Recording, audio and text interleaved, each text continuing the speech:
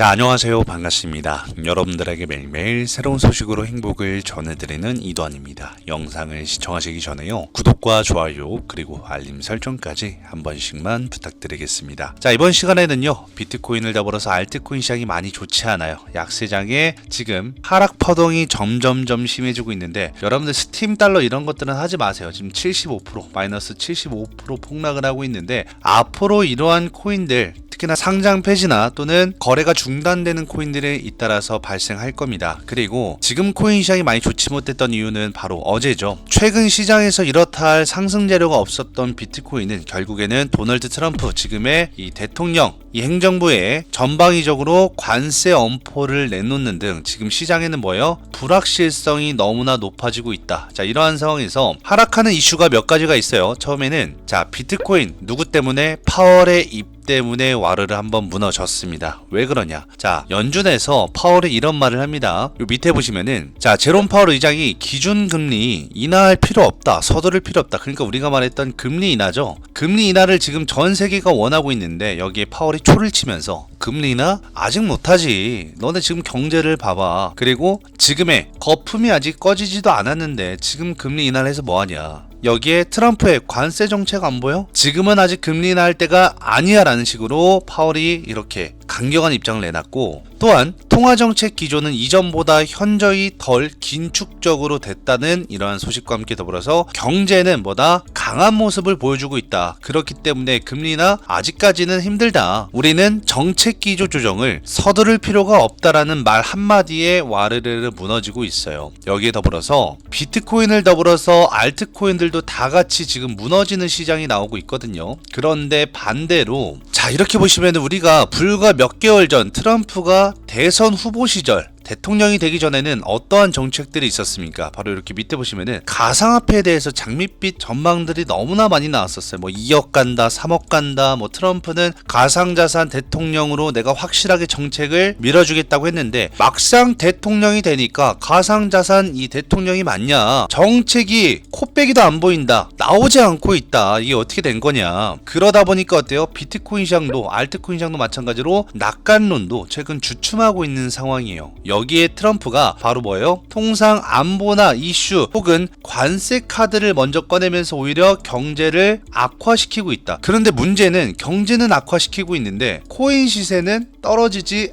않고 있죠. 견고하게 방어를 해주고 있는데, 지금 파월이 말하는 게 이런 거예요. 경제적인 면도 있지만 이제는 비트코인 시장도 어느 정도 반영을 해야 된다. 그래서 코인 시세도 결국에는 뭐예요? 하락하지 않는 이상은 금리 인하가 쉽지 않다. 이러한 기조 증상을 바라보고 있고, 반대로 설명을 하면은 지금 비트코인과 빠지지 않는 알트코인들은 왜 안 빠지냐라고 했을 때는 바로 뭐다? 뒷배인 트럼프가 있기 때문에 분명 2월 말과 3월에 트럼프 연설에서 반드시 뭐다? 정책 기조가 나올 것이다. 그래서 친가상자산 정책 추진으로 코인 가격이 우상향할 가능성이 매우 높다. 지금 그러한 전망들이 나오고 있고, 지금은 일시적인 관세 부과에 따른 경제에 따른 리스크, 이 리스크가 있어서 하락하는 것뿐이지, 리스크가 해소가 됐을 때에는 앞으로는 코인 시장에 순환매가 찾아올 수 있다라는 이야기들도 잇따라서 나오고 있습니다. 자, 그러다 보니까, 자, 이렇게 보시면 제가 자료를 하나 준비를 했어요. 보면은 비트코인의 가격이 트럼프 취임 전에는 똑같이 1억 4천, 1억 4,500, 1억 5천 이런 식으로 고점을 형성하다가, 요때 무슨 빔이었죠? 바로 이 트럼프 취임 전에는 ETF 빔이 있었습니다. 비트코인의 ETF 빔부터 시작을 해가지고 이 비트코인이 드디어 불법이 아닌 제도권으로 편입이 됐다. 그래서 이제 인정받는 자산이 됐다라고 하면서 5천만 원 했던 게 1억까지 올라왔고, 1억에서 1억 4천까지 올라왔을 때는 뭐 때문에 올라왔어요? 트럼프의 대선 이 이슈 때문에 기대감이 선반영이 됐었죠. 항상 주가는 뭐다? 선반영이 되는 게 있고 후반영이 되는 게 있어요. 무조건 선반영만 되는 건 아닙니다. 후반영이 되는 재료와 선반영이 되는 재료를 잘 파악을 할 줄 아셔야 되는데, 트럼프의 취임식, 대선 같은 경우에는 이게 뭐예요? 정해진 날짜잖아요. 정해진 정해진 날짜, 즉 4년마다 한 번씩 대선이라는 게 이루어지고 계획적으로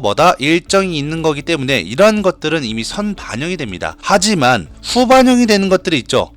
정해지지 않은 일정들이 갑작스럽게 튀어나오고 정해지지 않았던 정보들이 갑작스럽게 호재로 반영됐을 때 시장에, 그럴 때에는 후반영으로 그 뒤에 엄청난 주가의 상승 랠리가 펼쳐집니다. 예를 들면 여러분들이 이해하기 쉽게끔 리플로 설명을 해보면, 리플이 트럼프가 취임식이 된다라는, 그리고 트럼프의 가상자산 정책의 완화 정책 등 많은 변수들을 없앤다라는 이유로 선반영이 됐는데, 그 뒤에 후반영 됐던 게 뭐예요? 미국 증권거래위원회인 SEC 위원장을 갈아치웠죠. 그러면서 새로운 SEC, 미국 증권거래위원회인 SEC 위원장이 취임이 되면 트럼프의 직속이기 때문에 수혜를 받을 것이다. 그런데 이게 그 전에 미국 증권거래위원회인 SEC 위원장이 누가 될지 몰랐을 때였어요. 하지만 주가가 선 반영이 돼서 5,000원까지 찍었을 때는 이제 위원장도 다 뽑아진 상태고, 거기에서 관기가 붙으면서 많은 투심들이 알트코인으로 작용이 됐었죠. 그리고 나서 취임식 이후에 지금 급격하게 하락을 하고 있는 상황인데 2월 달입니다. 하지만 뭐라 그랬어요? 2월 중순과 말일에, 그리고 이어지는 3월에 트럼프의 정식적인 공개적인 정책 발표가 또 있죠. 여기에서 과연 비트코인 시장의 완화 정책에 따른, 제가 항상 말해요. 첫 번째는 투자를 보호할 수 있는, 투자자들을 보호할 수 있는 보호 정책이 나오냐 안 나오냐. 제가 자꾸 이거 왜 보냐면, 이래야지만 기관들이 들어와요. 이래야지만 세력들, 우리가 큰손이라고 하는 고래들이 안전한 법안이 있기 때문에 보호 정책을 믿어서라도 엄청난 수급들이 들어온단 말이에요. 그렇다라고 봤을 때는 정책이 일단 무조건 나와줘야 되고, 두 번째로는 보호정책 말고도 보호정책을 했으니 이제는 수혜를 볼 수 있게끔 암호화폐 코인 시장을 밀어주는, 즉 정부의 지침이라든가 정책이라든가, 혹은 예를 들면은 트럼프가 미국을 비롯해서 각국 나라에서는 의무적으로 비트코인을 매수를 하는, 혹은 의무적으로 1년에 얼마씩 혹은 몇 개씩 비트코인을 보유하겠다, 의무적인 매수를 하겠다라는 무언가의 발언만 나와도 일단 기본 2억 넘습니다. 왜? 그만큼 비트코인이 인정이 되고 있다라는 거거든요. 그리고 나라에서, 미국을 비롯해서 각국 나라에서 의무적인 매수세가 들어온다라는 건 뭐예요? 비트코인은 항상 말하지만 유통 물량이 정해져 있습니다. 개인들은 시세가 올라가면 차익 실현을 매도를 할 겁니다. 왜? 익절을 당연히 해야지. 하지만 정부는 그거를 노리는 거예요. 너네 익절해. 왜? 너네가 익절해서 던지는 매도 물량 전부 다 받아줄게. 그리고 나서 결국에는 비트코인의 물량이 정부 쪽에 지분율이 많아지고, 특히나 우리가 알고 있는 마이크로 스트래티지의 마이클 셀러, 이 CEO도 지금 미국 정부보다 비트코인을 많이 보유하고 있잖아요. 정부 측에서는, 특히나 트럼프 측에서는 일단 마이클 셀러보다는 많이 비트코인을 보유해야 된다라는 게 강경합니다. 그렇기 때문에 이게 지분 싸움으로 번질 수도 있어요. 그러다 보면은 알트코인들은 덩달아서 올라갈 수밖에 없는 거고요. 그렇기 때문에 지금 상당한 시장에 수요를 불어넣기 위해서는 누군가 나보다 비싸게 사주는 투자자들이 등장을 해야 된다. 그게 개인 투자자가 아니라 우리가 일명 정부나 세력이나 기관이나 이렇게 힘이 있는 사람들이 의무적으로 매수세가 들어와줘야 되고, 그럴 일이 어디 있겠어 라고 할 수 있겠지만 그럴 수가 있습니다. 왜 그러냐면, 자, 여러분들 아시겠지만 대통령이 취임이 되면 제가 이거 한 번씩 계속 말하죠. 몇 일 동안 100일의 기간 동안 정책을 발표를 해야 됩니다. 의무 기간이에요. 3개월이 조금 넘어요. 3개월이 좀 넘는데, 취임하고 나서 3개월이 좀 넘는 총 100일의 기간 동안 트럼프가 대선 후보 시절에 약속했었던 정책들을 다 발언을 해야 됩니다. 그게 국가의 의무예요. 그래서 뭐예요? 관세 정책이며 이민 정책이며 하나하나씩 전부 다 나오고 있는 거예요. 지금 말 들어보니까 주식시장에 이 정책도 나오고 있다고 하죠. 그만큼 하나하나씩 순차적으로 나오는 거고, 지금은 관세 정책 카드가 나오고 있는 상황입니다. 우리는 알트코인과 비트코인이 올라가기만을 바란다기보다는 이 정책의 발언들을 언제 할 것인가, 그 정책 안의 테두리는 어떠한 것들이 있을지 그 리스트를 한 번씩 알아볼 필요도 있고 공부도 한번 해볼 필요가 있어요. 왜냐면 나중에 후폭풍이 불었을 때는 뇌동매매가 반드시 이어질 수밖에 없습니다. 모르고 있는 사람들은 그냥 올라가면 대뜸 알트코인 급등하면 그냥 따라서 매수하거나, 물려있는 사람들은 그때 그냥 벙지면서 본전 탈출을 해주네, 매도해야지 이러고 매도해요. 근데 거기서도 본전 탈출을 왜 시켜주는지 한번 생각을 해봐야 돼요. 그냥 무턱대고 본전 왔다고 매도하는 게 아니라, 그래서 뭐다? 의미 있는, 앞으로 장기적으로 대시세가 나올 만한 알트코인들을 찾아 나서는 것도, 예를 들면 제2의 리플, 제2의 솔라나, 제2의 이더리움 같은 코인들이 이제 한 번씩 나올 거란 말이에요. 특히나 트럼프 정책에 엮어서 나오겠죠. 그런다라고 봤을 때 요 밑에 보시면은 시장은 많이 하락은 하고 있지만 그럼에도 불구하고 비관적으로 돌아선 게 아니다라는 입장이죠. 트럼프 2기 행정부에서 가상자산 시장이 크게 성장할 것이라는 전망이 아직도 여전합니다. 그리고 결국엔 2월 아니면 3월에 나오거든, 정책이. 그렇게 된다고 봤을 때는 지금 걱정하거나 지루하거나 계속 하락하는 게 공포가 아니라 기회가 될 수 있다라는 거고, 왜 기회냐라고 봤을 때는 트럼프의 정부 정책이 가상자산의 제도권 편입에 초점을 두고 있기 때문이다. 보이시죠? 트럼프는 원래 우리가 그런 거 있잖아요. 제일 맛있는 음식은 언제 먹어요? 대부분 아껴놨다가 마지막에 먹죠. 트럼프도 이 마지막 카드가 비트코인 시장이라는 걸 알고 있을 겁니다. 왜? 엄청나게 많은 전 세계 인구가 다 참여하고 있는 시장이 암호화폐 코인 시장이기 때문에 많은 투자자들이 지금 전부 다 코인 시장만을 바라보고 있기 때문이죠. 그리고 정책 환경으로 봤을 때도 지금 되게 우호적이에요. 그래서 트럼프 대통령은 23일날 가상화폐 실무그룹을 신설을 했고, 여기에 보다 행정명령 또한 서명을 했어요. 그렇기 때문에 하나하나씩 이제 실행이 되는 일만 남았다라는 겁니다. 팩트예요. 그리고 여기 플러스 하나, 아까 제가 말했던 보다 의무적인 매수세가 들어오면 더욱더 좋겠다라고 한 게 바로 정부, 미국 정부에서 비트코인을 디지털 전략자산으로 간주해서 비축하는 내용이 검토될 것으로 예측된다. 자, 검토를 만약에 승인을 해준다라고 했을 때는 이제 뭐다? 미국 정부까지 개입이 되는 겁니다. 그리고 지금 신설된 실무그룹들이 있죠. 그 실무그룹들은 6개월 내에 가상자산 입법 관련돼서 보고서들을 트럼프 대통령에게 제출하게 되는 거예요. 입법 아시죠? 다들 입법 관련 보고서가 뭐냐면은 이제 정기에 맞춰서 하나하나씩 법안들이 나오는 거고, 거기에 따라서 뭐다? 정책 실행이 되는 겁니다. 자, 밑에도 보시면은 여기 나오잖아요. 정부기관도 보조를 맞추고 있고, 일단 정부 개입됐죠. 그리고 미국 증권거래위원회도 개입이 됐습니다. 왜? 가상화폐에 따른 태스크포스를 신설을 했기 때문에. 태스크포스 이거 누가 지시했어요? 트럼프가 했죠.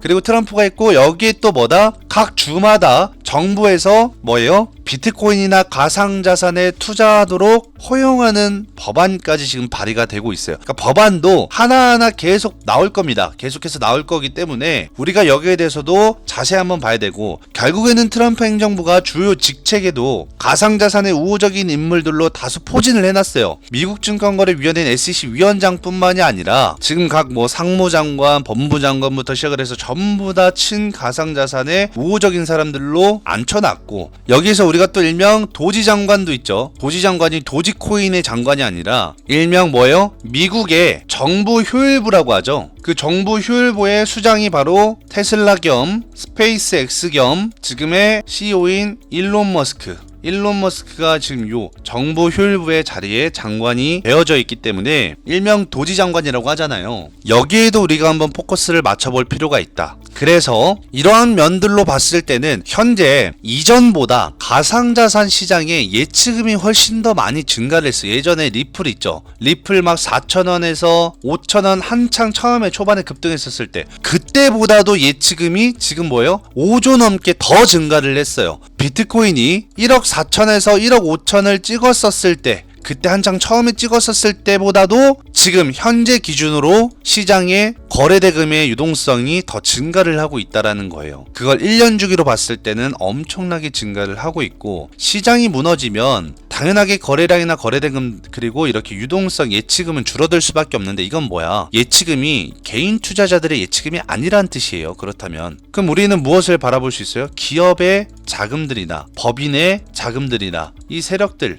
차명 계좌를 이용한 세력들, 즉 고래들의 자금들이 계속해서 들어오고 있고 개인들의 자금들은 계속해서 빠져나가고 있는 아주 좋은 현상이 찾아오고 있다라는 거죠. 따라서 지금 비트코인이나 뭐 예를 들면 XRP, 리플이라든가 이렇게 전부 다 흘러내리고 있잖아요. 이렇게 흘러내리고 있을 때 지금 이게 전부 다 공포 아니면 뭐겠어요. 개인들만 여기서 아마 다 떨어져 나갔을 거고 지금 이거 전저점 깨고 또 이렇게 폭락하면 여기에서 우르르 또 개인 투자자들은 매도가 나올 거고 이 패닉셀에 주워 담는 뭐다? 세력들은 결국에는 계속 장기간으로 뭐 한 달이든 두 달이든 세 달이든 매집을 함과 동시에 매집 물량이 끝나갈 때쯤 뭐다? 트럼프의 정책 나오겠죠. 얘네들은 다 알고 매집을 하는 거기 때문에 그 시간과 그 기간에 맞춰서 분명 무슨 일들이 일어날 건지 우리 개인 투자자들보다는 빠삭하게 아마 알고 있고 정보력이 탄탄할 겁니다. 그러니까 지금 유동성의 수급들이 빠져나가지 않고 더욱더 증가를 하고 있지 않나라고 생각을 합니다. 그래서 여러분들 비트코인이 지금 이렇게 하락을 한다고 해서 다소 시장이 죽었다, 선반영이 돼서 시장 사이클이 끝났다, 그게 아니라 우리가 진짜 기다리고 있는 알트코인의 불장은 결국에는 뭔다? 결국에는 찾아온다. 즉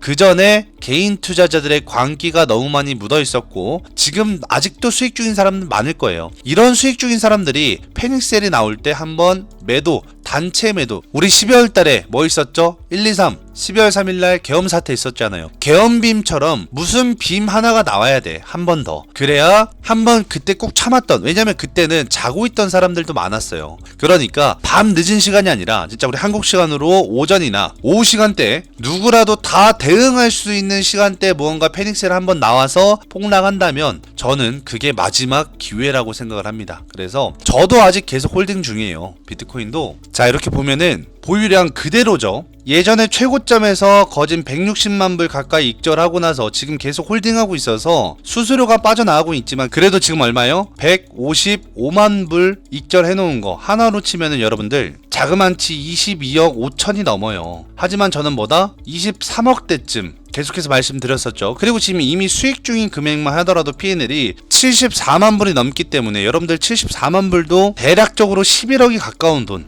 여기에 플러스 익절한 금액이 23억 원이 있기 때문에 제가 만약에 평단가가 좀 높았으면은 애초에 다 매도를 했었겠지만 평단가가 엄청 현저하게 낮기 때문에 계속 홀딩을 할 수 있는 거고, 아마 제가 이렇게 수익 보고 익절한 금액 여러분들 절반 50% 다 같이 아마 우리 구독자 여러분들은 매도했을 거고, 여기서 저랑 같은 평단가였다면은 차라리 지금 여기서 더 줍는 사람들도 많았을 겁니다. 하지만 저는 뭐다? 계획이 있기 때문에 추가 매수는 하지 않았어요. 제가 원한 가격 라인이 아니면 전 추가 매수는 안 하고 혹은 차라리 알트코인을 매수한다고 했었죠. 그리고 여러분들 생각을 한번 해보세요. 제가 이게 아마 12월 달이었을 거예요. 여러분들한테 말하면서 같이 익절했을 때가. 그리고 나서 지금까지 결국에는 뭐다? 최고점에서 팔고 한 번도 고점 갱신 안 왔잖아. 그리고 중요한 거는 뭐예요? 12월부터 지금 2월 달까지 매매한 사람들 아시겠지만 익절 해놓고 나서 손실 본 사람들 엄청 많을 겁니다. 차라리 가만히 있으면 돈이라도 벌어. 저도 여러분들한테 말하잖아요. 확실한 계획 안에서 계획에 틀이 잡힌 매매를 해야 된다. 확실하지 않으면 승부를 걸지 말라. 제가 항상 여러분들한테 말을 하죠. 그리고 제가 여기에서 여러분들한테 말씀드리겠지만 왜 매수를 안 하냐, 올라갈 거 알면 당연히 매수해야 되는 거 아니야 라고 할 수도 있는데, 제가 말했죠. 오전이나 오후 시간대쯤 누구나 다 대응을 할 수 있는 시간대 한번 뭐다? 무언가의 패닉 사태가 나오지 않을까 싶은 거예요.